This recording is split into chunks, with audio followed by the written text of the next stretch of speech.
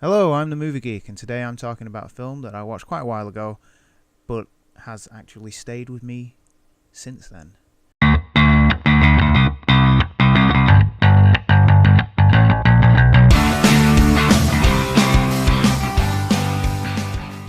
Get Out is written, co-produced and directed by Jordan Peele, and starring Daniel Kaluuya, Alison Williams, Bradley Whitford, and Catherine Keener. It follows the story of Chris, a young African-American photographer who is going on a trip to meet his white girlfriend's parent. At first, you're led to believe that the film is centered on racism, with the question being raised that the girlfriend's parents may or may not be happy that she is seeing a black guy. This is reinforced by the action of a policeman who comes during their journey up to the house when a deer is hit by the car. This is later revealed to be a reinforcement of the girlfriend's innocence. Also, it leads us to believe that the cop is involved and gives us a clever moment at the end where we believe he returns to the story. It's clever despite us being led to believe that it's just a commentary on the state of the police force in America. We meet the family, and instead of them being against the coupling, we get an over-the-top positive form of racism, if that's a thing. A forced way white family are acting around the new black guy. They change their language, and the girlfriend even points this out in the film, that they are acting differently.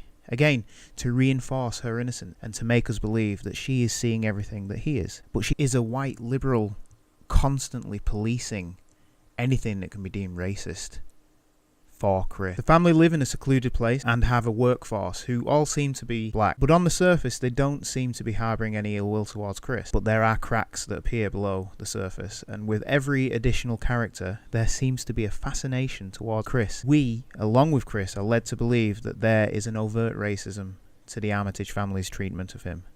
He constantly asks if Rose's parents will be alright by the colour of his skin. We have already seen an act of violence towards another young black man at the start of the film, but that isn't how this plays out. Get Out succeeds in inverting our own beliefs and expectations. The audience, along with Chris, are being completely manipulated by the events. It has a clever use of traditional horror movie tropes, such as jump scares, misdirection, bad mobile or battery reception, but it goes further. Every scene is tinged with unknown tension. We know there is something wrong. People are acting strange, but all in all, nothing appears wrong. You are on the edge of your seat from the beginning until the credits roll. It is a suspenseful thrill ride. From now on, I will be talking spoilers. If you haven't seen the film, I urge you to go and see it, and then come back to my video and listen to me talk about it.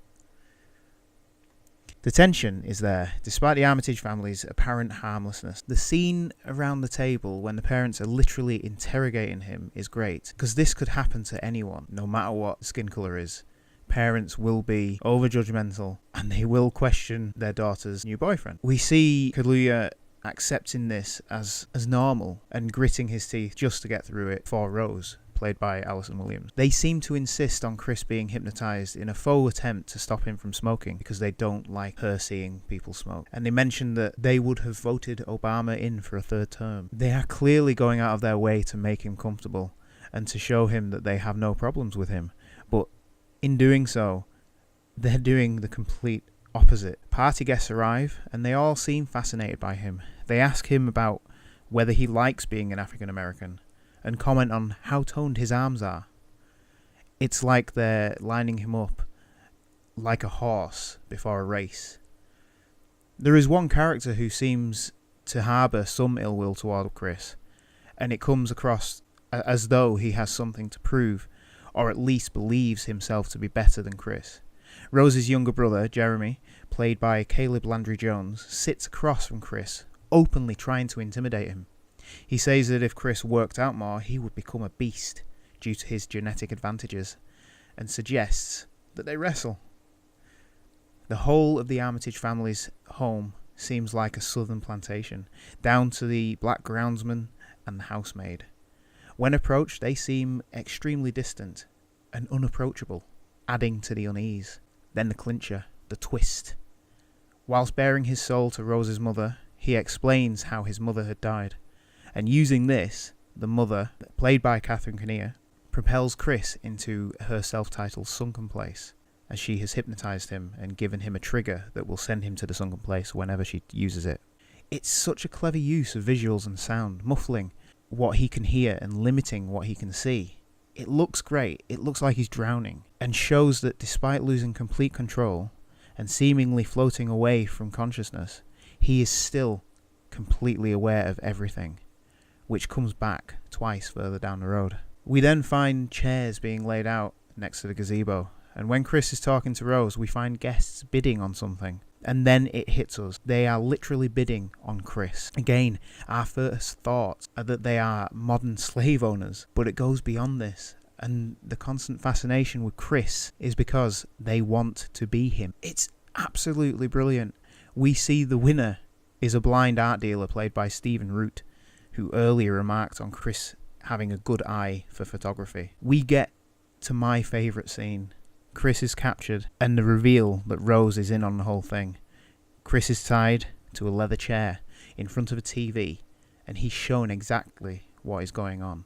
Old rich white people are bidding on young black people, and their brains, or consciousness, is being replaced with the winning bidder.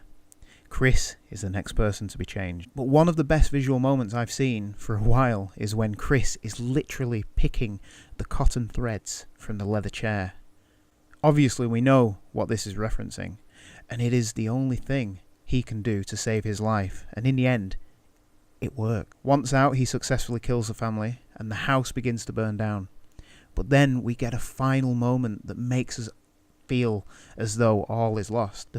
A police car is approaching in the darkness. Rose, who has been shot, begins shouting bloody murder for the cop to help her, and remembering the treatment of Chris from earlier in the film by the officer, from the beginning, we believe that that is it. The film is such a good thriller / horror to have been made in such a long time.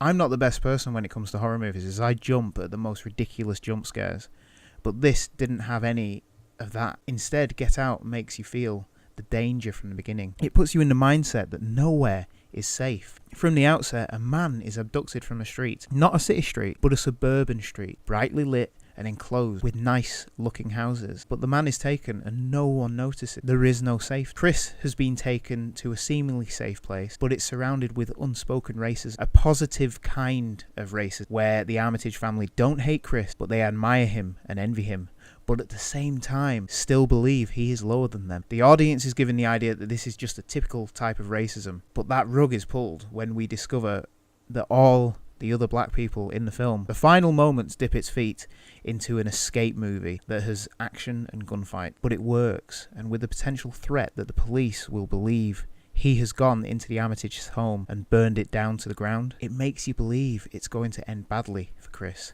Like other horror films like Eden Lake, it doesn't matter what grade I give this, as it has been out for a while, but for me this is an A+ film. It builds up the threat from the beginning and threads to a satisfying ending that works for the film. Get Out is available now. I would advise everyone to go and watch it. It is brilliant. I've been the Movie Geek, and I'll be back with another review soon. Please subscribe to my channel, and you can follow me on Facebook at The Ultimate Movie Geek. I also have a TV channel, The Ultimate TV Geek, and I am on Facebook too. Thanks for watching.